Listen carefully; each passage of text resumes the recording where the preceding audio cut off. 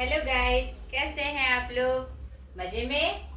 आज की इस क्लास में आपका स्वागत है। मैं प्रीता कुमारी झा। आज की इस क्लास में आपको बताने जा रही हूँ किसलय भाग 2 क्लास 7 बिहार बोर्ड पार्ट 2 में नचिकेता, जो हमारे काठोपनिषद से लिया गया है। उपनिषद क्या है? हमारे धर्म ग्रंथ हैं और यह उपनिषद जो है उसकी एक विशेषता यह है कि यह यजुर्वेद, जो कृष्ण यजुर्वेद है उसके एक पाठ से लिया गया है। और इसमें नचिकेता जो एक धर्म सिद्ध बालक था और यमराज जो मृत्यु के देवता हैं, उनका आत्मा के रहस्य के बारे में जो वर्णन है उसका वर्णन आपको काठोपनिषद से प्राप्त होता है। और यह जो कहानी आपने देखी नचिकेता, वही धर्मप्रस्थ बालक, ठीक है। तो यह उसी कहानी से रिलेटेड है नचिकेता, जिसके बारे में पूर्ण व्याख्या आज हम देखेंगे। एक और बात आपको बता दूं कि आपका किसलय भाग 2 से जुड़े हुए जितने भी पाठ हैं आपके पाठ्य पुस्तक में, उसका सारा वीडियो मैंने डाला हुआ है और मैंने प्लेलिस्ट बनाकर अपने चैनल में भी उसे डाल दिया है। तो इससे रिलेटेड जो आपके लेखक या कवि परिचय हैं, आप वहां जाके देख लीजिएगा और उससे जितने भी पाठ के प्रश्न उत्तर हैं वह भी वहां पर दिया हुआ है, यानी मैंने पूरा बताया हुआ है। तो मुझे आशा है कि उसे देखकर आपके पाठ पर आपकी पकड़ मजबूत होगी। रिवीजन के रूप में मैं पुनः व्याख्या आपको बताना चाह रही हूँ, जिससे आपको और सहयोग मिले। तो चलिए नचिकेता जो एक कहानी है के बारे में थोड़ी सी चर्चा इन शॉर्ट में हम जाने और आपको पाठ समझने में जो आपको सहयोग होने वाला है वो आपका हो जाए। नचिकेता एक पितृभक्त बालक, एक धर्मनिष्ठ बालक जो सत्य को मानने वाला, धर्म को मानने वाला था, उसकी यह कथा आती है। यह कथा महर्षि बालश्रवा से शुरू होती है, जो नचिकेता के पिता हैं, ठीक है। वह भी धर्म क्रम में लीन रहने वाले पुरुष थे और यह जो कहानी है सहस्त्रों वर्ष पुरानी कहानी है, यानी धर्म ग्रंथ से ली गई है, तो यह पुरानी कहानी होगी ही। तो इसमें जो पॉइंट्स हैं, जो संदेश है, उसको समझना है आपको। नहीं, कोई भी पाठ हमें कोई ना कोई संदेश देके जाता है। इस पाठ के माध्यम से जो आपके पाठ्य पुस्तक में निहित है, इससे एक बालक का पितृभक्ति चरम सीमा पर दिखाई गई है। और हम जो धर्म अनुष्ठान करते हैं, कोई भी प्रकार का धर्म अनुष्ठान करते हैं, चाहे हम किसी भी संप्रदाय के हो, उसमें पूर्ण ईमानदारी रहनी चाहिए। सबसे ज्यादा यह प्रभावित करता है कि हम जो कोई धर्म अनुष्ठान करें तो अपने आप में एकदम सत्य निष्ठा के साथ करें, ठीक है। कोई भी जो मनोरोग है, मनोविकार है, वो हमारे अंदर नहीं आना चाहिए। दूसरी बात, तीसरा, इस कहानी से बहुत सुंदर पाठ हमें प्राप्त होता है, संदेश हमें प्राप्त होता है दृढ़ निश्चय का। नहीं, अगर दृढ़ निश्चय हो, अगर सत्यनिष्ठा हमारे अंदर हो और ईमानदारी से हम कोई काम करते हैं, तो हम कोई भी काम, मतलब कि असंभव काम को भी संभव कर सकते हैं, जो इस कहानी के माध्यम से आपको पता चलेगी। तो सर्वप्रथम मेरी तरफ से एक सलाह कि आपको यह कहानी पहले पूरी पढ़नी है, ठीक है, ताकि इससे जुड़ी सारी बातें, सारी विषय वस्तु आपको ज्ञात हो जाए। तो यह कहानी वासवा ऋषि से शुरू होती है। उनकी इच्छा है कि मैं सर्वमेघ यज्ञ करूं। यह एक प्रकार का यज्ञ होता है, धार्मिक अनुष्ठान होता है, जिसमें सारे उसकी जो फल की प्राप्ति होती है हर तरह से, मतलब कि ये सबसे बड़ा यज्ञ है, सबसे बड़ा धर्म अनुष्ठान है, ठीक है, जिसमें उसमें एक नियम है कि अपना सब कुछ दान करने के बाद ही सही रूप से इसके फल की प्राप्ति होती है। जब हम कोई पूजा करते हैं या कोई अनुष्ठान करते हैं, धार्मिक अनुष्ठान करते हैं, उसका सीधा फल, अच्छा फल हमें प्राप्त होता है। तो सर्वमेघ यज्ञ का यही फल होना था। अपने पुत्र नचिकेता से वह इस बारे में चर्चा करते हैं और क्या कहते हैं, पितृभक्त होने के नाते वह भी अपने पिता की बातों का आदर करते हैं। सब कुछ नियमानुसार फिक्स होता है और सर्वमेघ यज्ञ की तैयारी शुरू होती है। सर्वमेघ यज्ञ के लिए बड़े बड़े विद्वान, बड़े बड़े आचार्य, बड़े बड़े पंडित आते हैं और नियमानुसार 100 समय यह यज्ञ खत्म हो जाता है। इसकी पूर्णाहुति के बाद दान की बारी आती है। नहीं तो यह वह सोचते हैं बास्तरवारी सिख, चलो अब दान कर कर प्रक्रिया पूरी की जाए। तो वह पहले अपनी गौशाला जाते हैं। वहां जाने तक उनके मन में यह भावना थी कि हमें अच्छे से दान करना है।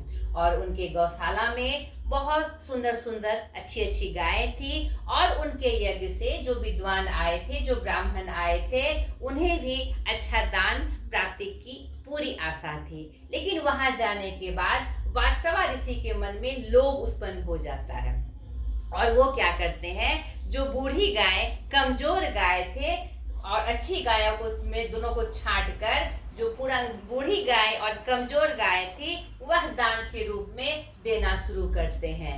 यज्ञ की पूरी प्रक्रिया को नचिकेता देख रहा था और वह धर्मनिष्ठ बालक था, तो उसकी पूरी आस्था थी इस अनुष्ठान में। तो पिता द्वारा इस कृत्य को देखकर, इस कार्य को देखकर उसे पहले अच्छा नहीं लगता, लेकिन वह इतना बड़ा पितृभक्त था कि उनकी अवहेलना में कुछ बोल नहीं सकता था। शुरू में वह देखता है, देखते देखते उसे रहा नहीं जाता, तो वह पिता को इस संदर्भ में टोकता है, पिताजी आप इतना बड़ा यज्ञ कर रहे हैं और सब कुछ इतने अच्छे से आपने निर्वाह किया, फिर ये आप कौन सा कृत्य कर रहे हैं।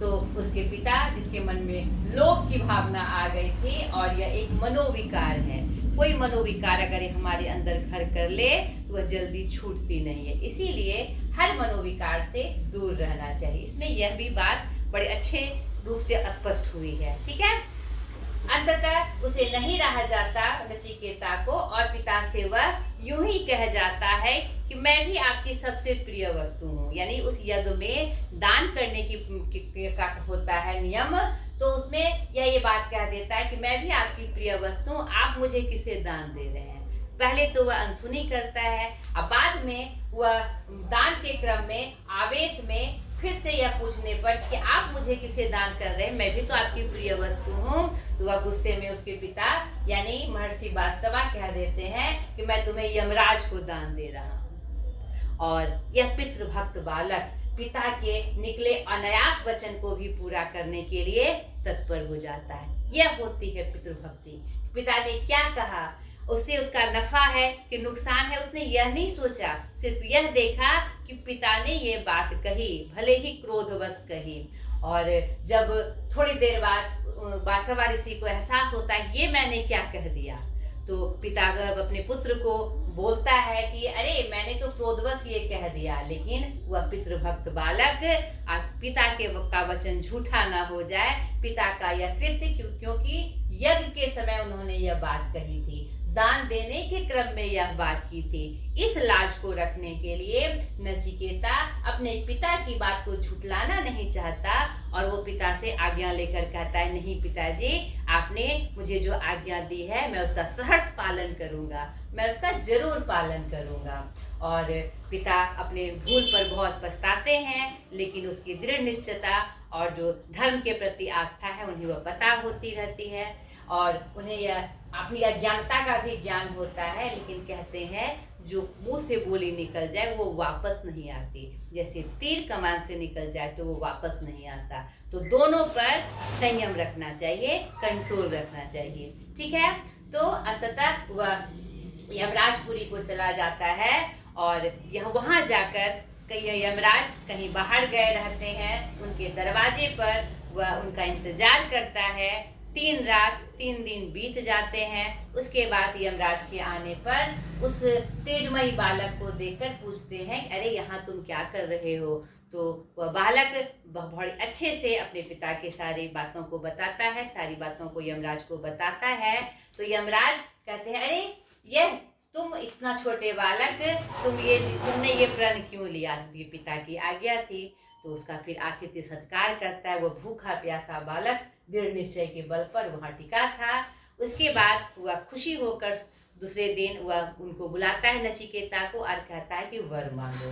वह कहता है मुझे तो, मैं तो दक्षिणा स्वरूप आपको दिया गया हूँ, दान स्वरूप आपको दिया गया हूँ, तो मैं आपसे वर कैसे मांग सकता हूँ।